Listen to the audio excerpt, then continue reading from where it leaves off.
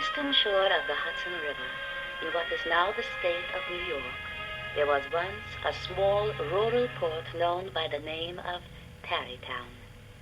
This name was given it by the good housewives in the country round about because their husbands tarried about the village tavern on market days. The whole neighborhood abounds with tales and stories about strange sights and haunted spots. And like as not, the men of the village who linger on and on into the late night, while their wives were sitting watching the road for their return, were sitting before the fire at the tavern, listening to some story about a mysterious occurrence. And when a stranger wandered into town, he was certain to hear more than one tale of the headless horseman of Sleepy Hollow. Oh, Headless Horseman, you say? Of Sleepy Hollow, aye. It's a quiet little place about 3 miles from here. Some say the place was bewitched by an old German doctor. Well, I heard an old Indian chief, the wizard of his tribe, held his powwows there long before it was discovered by Henry Hudson. But what about the Headless Horseman who haunts the place? The story's told that it's the ghost of a Hessian trooper whose head had been carried away by a cannonball in one of the battles during the Revolutionary War. Aye, and the body of the trooper was buried in the churchyard. So the ghost rides forth in the gloom or darkness on his nightly quest for his head. And from time to time he's seen by the country folk, riding as if on the wings of the wind, hurrying to get back to the churchyard before daybreak. Well, I hope to learn more about this Headless Horseman. I fancy myself something of an authority on witchcraft and spirits that walk and ride the night. What are you called, stranger? Crane. Ichabod Crane. Oh, Crane, the new schoolmaster. Welcome to Tarrytown. And Sleepy Hollow. Well, thank you. Thank you very much. It's very nice to be here. Ichabod Crane, the new schoolmaster, was properly named. He was tall, but exceedingly lank, with narrow shoulders, long arms and legs, hands that dangled a mile out of his sleeves, feet that might have served for shovels. His head was small and flat on top, with huge ears, large green glassy eyes, and a long snipe nose, so that his head looked like a weathercock perched upon his spindle neck to tell which way the wind blew. To see him striding along the top of a hill on a windy day, with his clothes bagging and fluttering about him, one might have mistaken him for the spirit of famine walking the earth, or perhaps some scarecrow escaped from a cornfield. Is that the new schoolmaster out for a stroll, Mistress Fantastic? Yeah, it is Ichabod Crane. A conscientious man he is, too, who believes to spare the rod is to spoil the child. Yeah. And if I know the sound of a birch rod, Mr. Crane's scholars will certainly not be spoiled. Indeed, a good teacher must be firm, Mistress Fantastic. But how will you manage to board such a gaunt man? He must be a huge feeder to look at him. He has the dilating powers of an anaconda, Herr von Houten. But since he instructs our children, we must take our turn to feed and lodge him like the rest of the neighborhood. And he gets along with the children wonderfully and is a singing master to boot. A remarkable man. Yeah. And so he was, Ichabod Crane. On Sundays at the little church, his voice resounded far above the rest of the congregations, and some say there are peculiar quavers still to be heard in that church, and which may even be heard a half a mile off on a Sunday morning, which are said to be descended from the nose of Ichabod Crane. And the good people of Sleepy Hollow, as they sat by their doors at the evening, were often filled with awe at hearing the nasal melody of Ichabod floating from some distant hill or along the dusky road. But Ichabod Crane enjoyed fearful pleasures and passed many long winter evenings with the old Dutchmen and their wives, who sat spinning by the fire with a row of apples roasting and sputtering along the hearth, listening to and telling marvelous tales of ghosts and goblins. It was 2 years ago in January, when I was coming home late past the giant tree where Major Andre was captured. The British soldier who was hanged? Yes, he was, for plotting with that rogue Benedict Arnold. It was taken just a few miles from here. Well, I was passing the giant tree where he was captured. Yes. And I heard strange cries of mourning and wailing, as if the old Major himself had returned for the night to haunt the spot. Oh, that's remarkable. Have you heard of the woman in white, Master Crane, that haunts the dark glen at Raven Rock? No. She perished there in the snow years and years ago. That's right. And now, on winter nights before a storm, she's often heard to shriek. My sister heard her. Yes, my mother heard her twice. Once when I was just a boy, she heard the woman wailing. Then the sound of a horse rushing wildly nearby. Then as the moon broke through the clouds briefly, she saw the horse rearing back, and the rider had no head. Oh, my. She said he had gone to meet the woman in white, to take her back to the graveyard before morning. That's the most remarkable thing I've ever heard. It's frightening, I tell you. If Ichabod Crane enjoyed the tales of ghosts and spirits while cuddling in the chimney corner near a crackling wood fire, where no spectre dared to show its face, it was dearly purchased by the terrors of his walk home afterwards. What fearful shapes and shadows crossed his path in the ghastly glare of a snowy night. How often he was frightened by some shrub covered with snow, like a sheeted ghost. Oh, that's only a bush. How often did he shrink with fear at the sound of his own footsteps on the frosty crust beneath his feet. Wow! Oh, what was that? Oh, it's nothing but my own footsteps. Oh. And how often did he dread to look over his shoulder, lest he should behold some creature tramping close behind him, reaching out to place a hand upon his neck.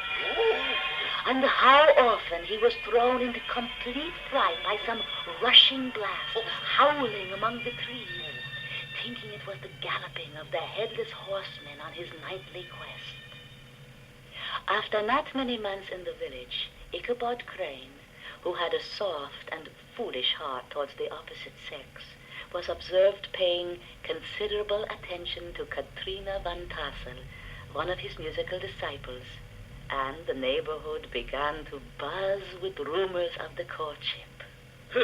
I see our schoolmaster spends more than an occasional evening on the porch of old Baltus Van Tassel. You can be certain it's not the old farmer is in there to see. Who can blame him? Who can blame a man with an eye as good as his stomach? And when Mr. Crane, his eyes are all in his stomach. Why, only last week he mentioned that Katrina Van Tassel was as plump as a partridge, ripe and melting and rosy-cheeked as one of her father's peaches. A blooming lass of 18 is ripe indeed to be picked off and taken to the village church. She's Van Tassel's only child. That's why he's kept her so long at home. Well, if she isn't married this year, she'll be the prettiest old maid in the county, which comes from having too many admirers. Well, Ichabod Crane seems a determined man. I think he'll need old Van Tassel's abundance to carry his stomach through the long winter. Indeed. Some of his scholars who have seen him eat at their family table call him the bottomless pit of Sleepy Hollow. Perhaps the Master Crane will yet have to conquer another foe before he wins the heart and property of Katrina Van Tassel. Not the headless horseman Ichabod Crane loves to hear told of. Not the headless horseman, but that rascal Brum Bones. And indeed, Ichabod Crane was not the only suitor who visited the Van Tassel domain. Among the many young knights who went forth to rescue the fair Katrina from the dragon of Spinsterhood was a burly, roaring, roistering blade by the name of Bram van Brunt, the hero of the country round about, who was famous for his feats of strength and hardihood, and which earned him the nickname of Bram Bones. He was always ready for either a fight or a frolic, but more out of mischief than ill will.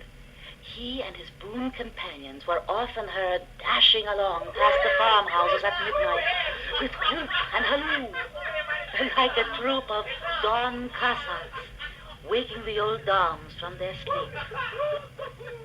Aye, there goes Brom Bones and his gang. Such was the formidable rival Ichabod Crane had to contend against, and a stouter man than he would have shrunk from the competition, and a wiser man would have despaired. But Ichabod Crane persisted. Old Bolt Van Tassel was an easy, indulgent soul who loved his daughter better even than his pipe, and, like a reasonable man and an excellent father, let her have her way in everything. Mistress Van Tassel, too, had enough to do to attend to her housekeeping and her poultry, and was known for her sage remark. Ducks and geese are foolish things and must be looked after, but girls can take care of themselves. So Ichabod Crane's courtship of Katrina Van Tassel continued, and Brom Bones began to plot to rid the village of the ravenous schoolmaster. Hey, did you see his lank limbs run when we stopped up the chimney of the singing school and smoked him out? Well, did you hear him tell of witches holding their meetings in the schoolhouse at night after we turned everything topsy-turvy? But have you seen him on his steed? If that old nag he rides can be called a steed. With his short stirrups that force his knees nearly up to his chin, and his sharp elbows sticking out like a grasshopper. And he carried his whip straight up like a torch. And as the horse chugs along, his arms flap like a pair of wings. Oh, if I could fight that schoolmaster in single combat, I'd double him up and put him on a shelf. And indeed, Brom Bones tried everything to ridicule and annoy Ichabod Crane, even going to the trouble of teaching his scoundrel dog to whine in a most ludicrous manner. And then introduced it as another singing instructor, a rival of Ichabod's, much to the delight of Brom Bones' gang. But Ichabod Crane made his advances despite the tomfoolery of Brom Bones and the Sleepy Hollow boys. One afternoon, as Ichabod was leaving the schoolhouse, a young man came puffing up to the school door with an invitation for Ichabod to attend a merrymaking to be held that evening at Mynheer Van Tassel's. It's a quilting frolic, sir, with dancing. Oh, well, thank you, my good man. And I'll lay there'll be plenty of food, too. 6 o'clock, sir. The gallant Ichabod spent an extra half hour brushing his best suit, thinking the whole time of the luxurious pies, the cakes, and the hasty pudding, and the whole variety of delicacies waiting to be presented him by the delicate little dimpled hand of Katrina Van Tassel. When he arrived at the frolic, the people were already making merry. And though Ichabod Crane loved to gossip and laugh as well as another man, he directed his steps to the food table, where his expectations for a lavish meal were fully realized. He could not help, too, rolling his large eyes around him as he ate and chuckling with the possibility that he might one day be lord of all this scene of almost unimaginable luxury and splendor. And the whole time, old Baltus Van Tassel moved about among his guests with content and good humor, and a face as round and jolly as the harvest moon. Good evening, Master Crane. Fall to, help yourself. Well, thank you, sir. I am. Don't eat so much you'll miss the dancing, Ichabod. Sure, all right. Suppose even a meal such as this could fill Crane's bottomless pit. All right, everyone. Let's begin the dancing. Ichabod prided himself upon his dancing as much as upon his vocal powers and his enormous capacity at the table. Not a limb, not a fiber about Ichabod was idle. How could he be otherwise than animated and joyous? The lady of his heart was his partner in the dance, and smiling graciously into Ichabod's amorous oglings. Meanwhile, Brom Bones, sorely smitten with love and jealousy, sat brooding by himself in one corner. Look at the silly fellow, as double-jointed as a scarecrow. Just as hollow inside. Oh, no. After such a meal as I saw him eat, he couldn't be hollow. I think he ate a barn and to haystack. Speaking of Hollow, doesn't Crane stay this week with Hans van Ripper? I believe he does. Why? Then he'll ride that bag of bones he calls a horse through Sleepy Hollow. That is if the headless horseman doesn't get him. And who's to say he won't? Several of the Sleepy Hollow people were present at Van Tassel's, and as usual were doling out their wild and wonderful legends. Before long, when the dancing was finished and some of the guests had departed, the remaining people were sitting before the fireplace, listening to the tales of ghosts and goblins. Tell us the tale of old brewer, Herr Van Houten. All right. Well, as you may know, old brewer didn't believe in ghosts. Not until one night when he was walking late near Sleepy Hollow. Suddenly, out of nowhere, with a rush of wind, the headless horseman was upon him and forced him to get up behind him on the horse. Then off they galloped over bush and hill and swamp until they reached the bridge. As they began to cross the bridge which led to the graveyard, the horseman suddenly turned into a skeleton. Oh, my word. And old Brewer was thrown violently off the horse and into the brook. When he looked up, the headless horseman sprang away over the treetops with a clap of thunder. Oh, my goodness. Isn't it through Sleepy Hollows that you must walk to return to Van Ripper's, Mr. Crane? Why, yes, it is. It was just such a night as this when I was riding through Sleepy Hollow on Daredevil, my favorite horse. I was overtaken by a rider who offered to race me to the church bridge for a bowl of punch. It was so dark I couldn't see him, but I accepted nevertheless. And we raced full speed through the darkness. But just as we came to the bridge, there was a flash of fire, and the other rider bolted and disappeared. But not before I saw him. It was the headless horseman. Oh, no. And his head was resting on the saddle. Oh. And he'd been talking to me. Oh, no. All these tales, told in that drowsy undertone with which men talk in the dark, sunk deep in the mind of Ichabod. As the revel gradually broke up and the people made their way home, Ichabod Crane thought of his journey homeward through the haunt of the headless horseman about whom he had heard so many recent tales. Pardon me, are you going in my direction here, Van Houten? Not tonight, Ichabod. We are staying with our daughter. Oh. Good night, Master Crane. Oh, good night. Well, now, I suppose I'd better be hurrying along. It was the very witching time of the night, as Ichabod mounted his swayback steed and rode slowly off into the dismal night. In the dead hush of midnight, he could hear the distant barking of watchdogs far away, low and mournful. No signs of life occurred near him, but occasionally the melancholy chirp of a cricket, or perhaps the guttural twang of a bullfrog from a neighboring marsh. All the stories of ghosts and goblins that they had heard that night came crowding upon his memory. Oh, the night seems to grow darker and darker. Even the stars seem to sink deeper in the sky. Oh, what's that? Oh, it's only the gnarled branches of Major Andre's tree. Ichabod was now in the very place where many of the scenes of the ghost stories had been laid.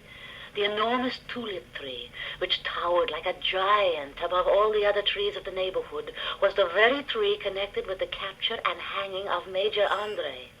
As he approached the twisted branches of the tree looming before him, he began to whistle. What was that? Oh, it's just the wind. Oh, there's something white hanging in the tree. Oh, it's just part of the trunk scathed by lightning. Yes, that's what it is. That's what it is. And again, Ichabod started past the tree. Oh. Ichabod's teeth chattered and his knees smote against the saddle when he heard the strange groan. But it was only the rubbing of one huge bough upon another as they swayed in the wind about him. About 200 yards from the tree, A small brook crossed the road, and a few rough logs laid side by side served for a bridge across this stream. It was the very edge of Sleepy Hollow. As he approached the stream, his heart began to thump. Hoping to dash quickly across, Ichabod gave Gunpowder a kick in the ribs. But instead of leaping forward, the perverse old animal ran alongside the stream, down into the thicket of the brambles and bushes. Hey, boy, come on, get up there, come on.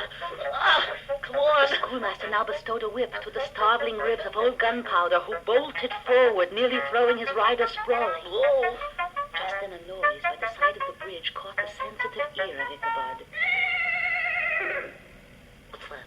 In the dark shadow of the grove, on the margin of the brook, he beheld something huge, misshapen, black and towering.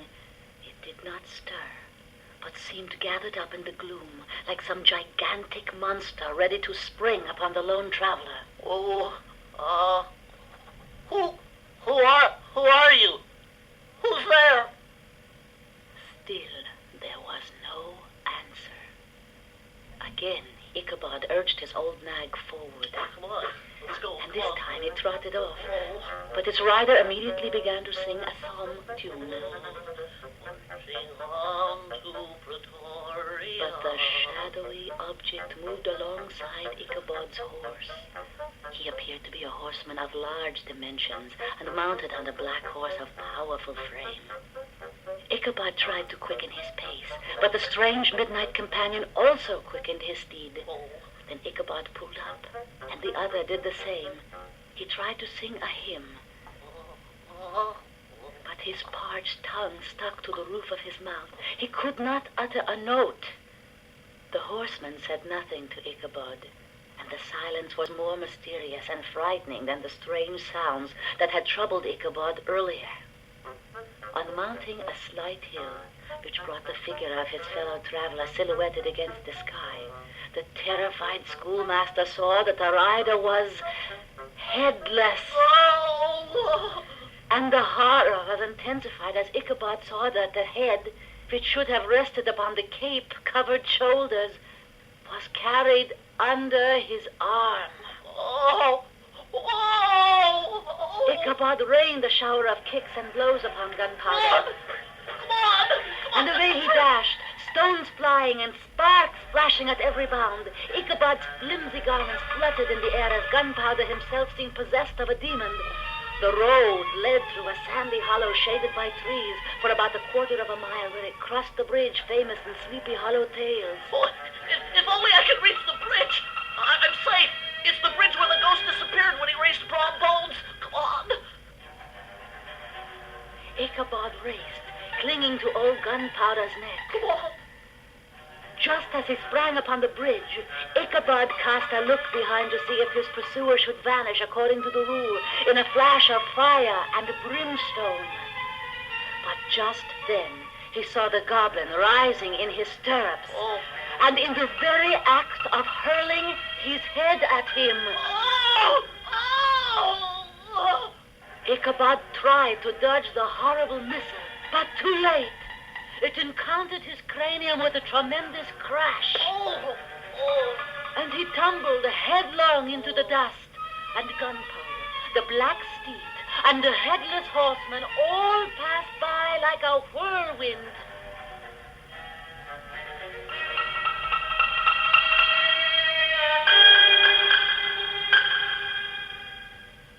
The next morning, old Gunpowder was found without his saddle, with the bridle under his feet, soberly cropping the grass at his master's gate.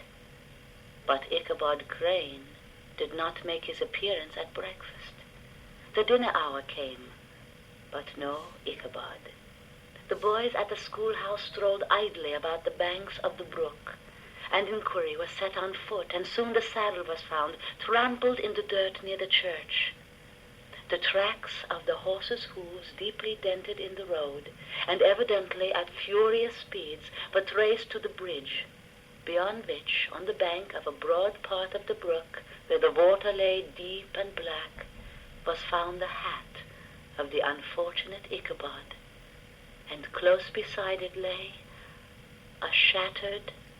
pumpkin.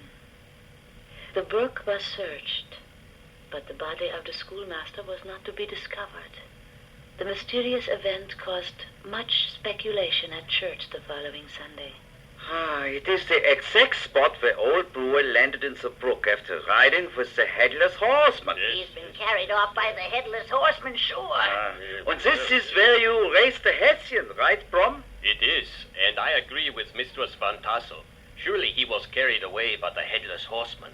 The country wives, who are the best judges of these matters, maintain to this day that Ichabod was spirited away by supernatural means, and it is a favorite story of the neighborhood, often told round the winter evening fire. The schoolhouse, being deserted, soon fell to decay, and was reported to be haunted by the ghost of the unfortunate Ichabod.